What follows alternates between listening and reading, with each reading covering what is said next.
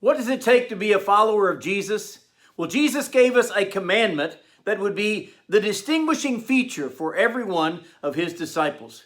Good morning, I'm Pastor Ernie Lewis of the Blue Point Church in Sisney, Illinois, with your thoughts for Friday. Yesterday we spoke about the great commandment, the one that Jesus introduced to silence all his skeptics in Matthew chapter 22. Love the Lord your God with all your heart, with all your soul, and with all your mind.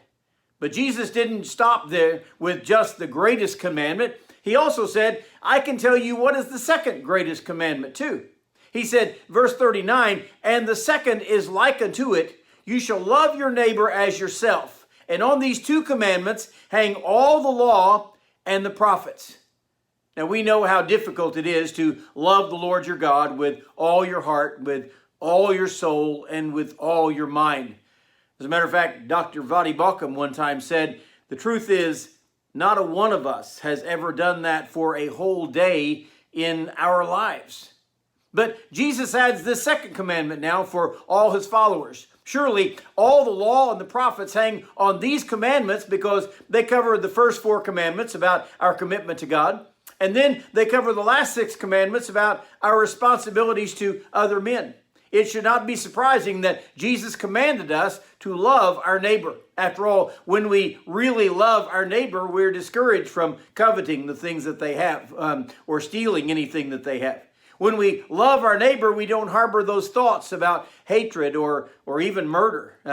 When we love our neighbor, we certainly want to be truthful and not bearing false witness, as the commandments remind us.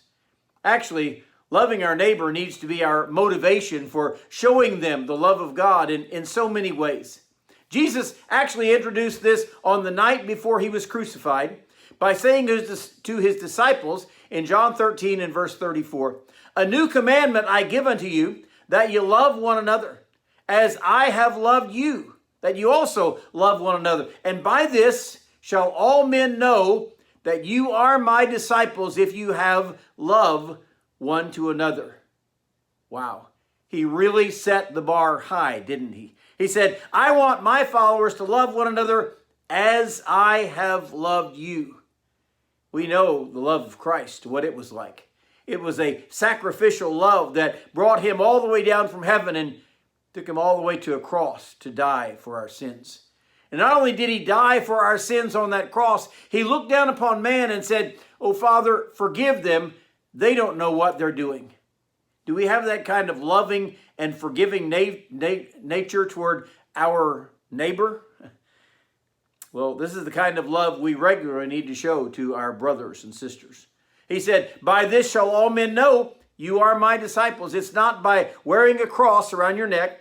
It's not by wearing that WWJD bracelet. It's certainly not by our pious and sanctimonious attitudes as a Christian. It should be showing our love one for another. The real symbol of a Christian and a Christ follower is showing a sacrificial love to one another. For he said, this is the second commandment. And it's like unto the first one, love the Lord your God with all your heart.